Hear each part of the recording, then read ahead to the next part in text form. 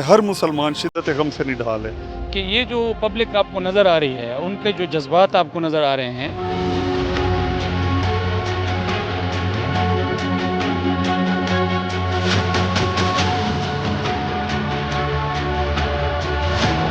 یہ ملک ہمارا کس سائڈ پہ جا رہا ہے، اس کے کیا اثرات ہوں گے اس فیصلے سے؟ کیا یہ پاکستان کو بچانے کی کوشش کر رہے ہیں یا پھر آپ خدا نخواستہ پاکستان کو ایک ایسے گڑھے میں لے کر جانے کی دھکیلنے کی کوشش کر رہے ہیں؟ یہ پاکستان دو چیزوں پر بنایا گیا تھا، ایک لا الہ الا اللہ اور دوسرا فلاح۔ فلاحی مملکت کا حال یہ ہے کہ بجلی کے بل لوگ دینے سے جو ہے نا وہ عاجز آئے ہوئے ہیں۔ ایک اسلامی کا وہ رہ گیا تھا، اس کو بھی سپریم کورٹ نے پارا پار کر دیا۔ تو جب آپ کا نہ اسلام رہا، نہ جمہوریت رہی، نہ فلاحی مملکت کا تصور رہا، تو پھر پاکستان کہاں رہا؟ آپ نے کہا پاکستان کو کہاں چھوڑا؟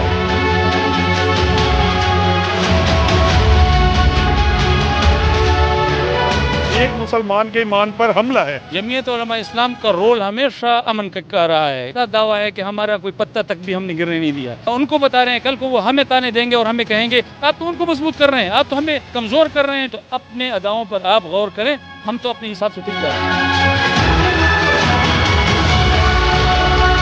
مولانا صاحب، سب سے پہلے تو یہ کہ جو سپریم کورٹ کی جانب سے فیصلہ دیا گیا ہے، جو محفوظ کیا گیا تھا، آج سنایا گیا ہے، اس کے باعث پورے ملک کے اندر جو احتجاج کی کال دی ہے مولانا فضل الرحمان نے، بلکہ اگر یہ کہا جائے ہر مسلمان شدت غم سے نڈھال ہے، آج سڑکوں پر نکلا ہے بغیر کسی تفریق سیاسی جماعتوں کے۔ تو اس حوالے سے ڈیرہ اسماعیل خان کے شارٹ نوٹس پہ کراؤڈ ہم نے بھی دیکھا ہے، تو کیا جذبات ہیں، کیا محسوس، جو فیلنگ کیا ہے جس طرح فیصلہ محفوظ سنایا گیا ہے؟ ویسے بھی اگر کہا جائے جو سیاست میں استحکام پہلے ہی ہے ملک۔ بسم اللہ الرحمن الرحیم۔ دیکھیں کہ یہ جو پبلک آپ کو نظر آ رہی ہے، ان کے جو جذبات آپ کو نظر آ رہے ہیں، یہ آپ کو ڈیرہ اسماعیل خان میں نظر آئے ہیں۔ یہ جذبات ڈیرہ اسماعیل خان سے چلتے ہوئے یہ چترال تک، اور چترال سے لے کر پھر کراچی تک، اور پھر کوئٹہ سے لے کر لاہور تک، کون سی ایسی جگہ ہے کہ جہاں پر پاکستان کا مسلمان اس نے کسی بھی مسلک، کسی بھی سیاسی نقطہ نظر، مکتب فکر، جماعت، ہر چیز سے اوپر اٹھ کر، اس سے بالا جا کر، جس طرح آج ختم نبوت کے قانون کے حوالے سے سپریم کورٹ کے فیصلے کو رد کیا ہے، مسترد کیا ہے، اس سے آپ اندازہ لگا لیں کہ اگر ختم نبوت کے حوالے سے حساسیت نہیں ہے تو سپریم کورٹ کے پاس نہیں ہے۔ باقی پاکستان کا ایک ایک شہری، پاکستان کا ایک ایک مسلمان اس حوالے سے کتنا حساس ہے، یہ آپ کو نظر آ رہا ہے۔ اچھا مولانا صاحب، اگر بات کی جائے پہلے ہی ملک کے اندر، آج کے دن اگر کہا جائے اسلام آباد، پنجاب بھر کے اندر مختلف جو جماعتیں ان کی جانب سے احتجاج جاری ہے، اور پی ٹی آئی تو پہلے ہی موجودہ چیف جسٹس کے خلاف، وہ پہلے ہی ان کی اوپینین ہے کہ ہمارے کیسز وغیرہ نہ سنیں۔ اب جمعیت علماء اسلام ایک بڑی جماعت ہے، اسٹریٹ پاور بھی ہے، تو اگر جب یہ میدان میں آ گئی ہے جو ملک کی صورتحال ہے اس وقت، تو آپ کس تناظر میں دیکھتے ہیں یہ ملک ہمارا کس سائڈ پہ جا رہا ہے، اس کے کیا اثرات ہوں گے اس فیصلے سے؟ دیکھیں، آپ اور ہم پاکستان کے عام شہری ہیں، ہم سیاسی ورکر ہیں۔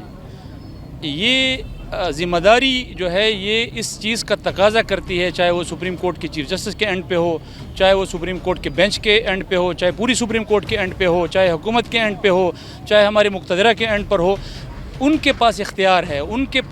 اوپر یہ ذمہ داری ہے کہ انہوں نے سوچنا ہے کہ پاکستان اس طرح کے حالات سے گزر رہا ہے کہ وہاں پر سیاسی طور پر بھی عدم استحکام ہے، معاشی طور پر بھی عدم استحکام ہے، اور اگر اب اس وقت مذہبی حوالے سے بھی عدم استحکام پیدا ہو گیا تو پھر آپ پاکستان کو کس جگہ لے کر جا رہے ہیں؟ کیا یہ پاکستان کو بچانے کی کوشش کر رہے ہیں یا پھر آپ خدا نخواستہ پاکستان کو ایک ایسے گڑھے میں لے کر جانے کی دھکیلنے کی کوشش کر رہے ہیں کہ جہاں پر سیاسی عدم استحکام اور معاشی عدم استحکام کے بعد آپ مذہبی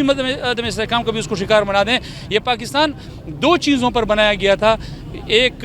لا الہ الا اللہ اور دوسرا فلاح،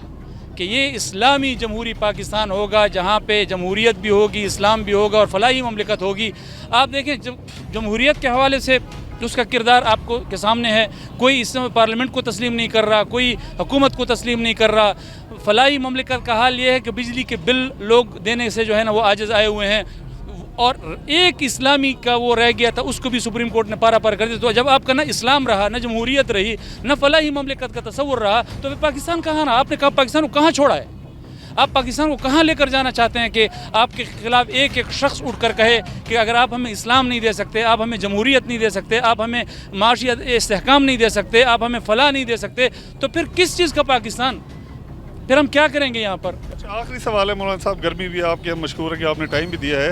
کہ جو موجودہ صورتحال ہے، ایک طرف مہنگائی ہے، یعنی ہر طریقے سے جو عام شہری ہے یا عام عوام ہے وہ پہلے سے ہی حکومت سے بھی بھرا ہوا ہے، اور اب جو یہ سپریم کورٹ کا فیصلہ ہے یہ تو براہ راست اگر کہا جائے ایک مسلمان کے ایمان پر حملہ ہے۔ تو ایسی صورتحال میں جو پہلے سے ہی لوگ جس طرح کہتے ہیں کہ لاوا پک رہا ہے، اور آپ لوگوں کی بھی جو اسپیچیں ہوتی ہیں ظاہر ہے مذہبی اسپیچیں مزید ایسی ہوتی ہیں کہ انسان کے جو اگر کہا جائے اندر کے جو اشتہار یا ابھارا جاتا ہے عام انسان کو بھی، تو ایسی صورتحال میں کوئی کارکنوں کے نام بھی پیغام ہوگا کہ صبر کا دامن ہاتھ سے پکڑے، کیونکہ یہاں ایک ریاست ہے۔ اگر اسلام کی بھی ہم بات کرتے ہیں، ریاست قائم ہے اور فلاحی ریاست جس طرح آپ نے کہا ہے، تو کوئی ایک امن کا پیغام بھی اس حوالے سے گو کہ تمام مسلمان جس طرح میں نے کہا سب کے سینے اس جو چھنی ہے اس فیصلے سے۔ دیکھیں بات سنیں، جمعیت علماء اسلام کا رول ہمیشہ امن کا رہا ہے۔ آپ دیکھیں جمعیت نے جب بھی کوئی تحریک چلائی ہے، ہمارا یہ دعویٰ ہے اور فخر کے ساتھ دعویٰ ہے کہ ہمارا کوئی پتہ تک بھی ہم نے گرنے نہیں دیا۔ آج بھی ہم ایک اس طرح کی تحریک میں ہیں اور یہی صورتحال۔ لیکن آپ مجھے ایک بات بتائیں، جب آپ کہتے ہیں کہ ریاست ہے،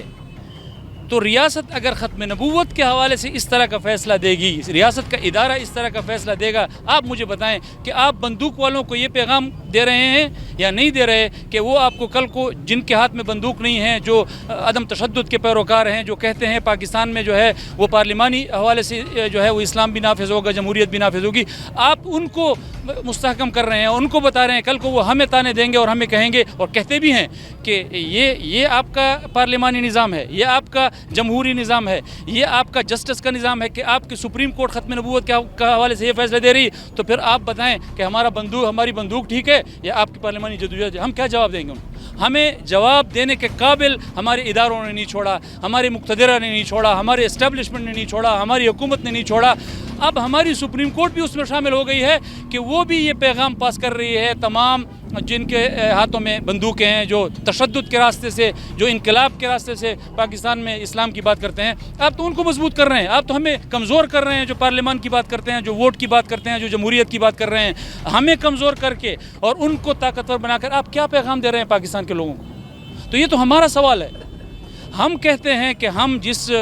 عدم تشدد کی بنیاد پر، پارلیمانی سیاست، جمہوری سیاست کی بنیاد پر پاکستان میں اسلام اور جمہوریت کی بات کرتے ہیں، آپ نے ہمیں کمزور کیا ہے اور ان کو طاقتور کیا ہے، تو اپنے اداؤں پر آپ غور کریں، ہم تو اپنے حساب سے ٹھیک جا رہے ہیں۔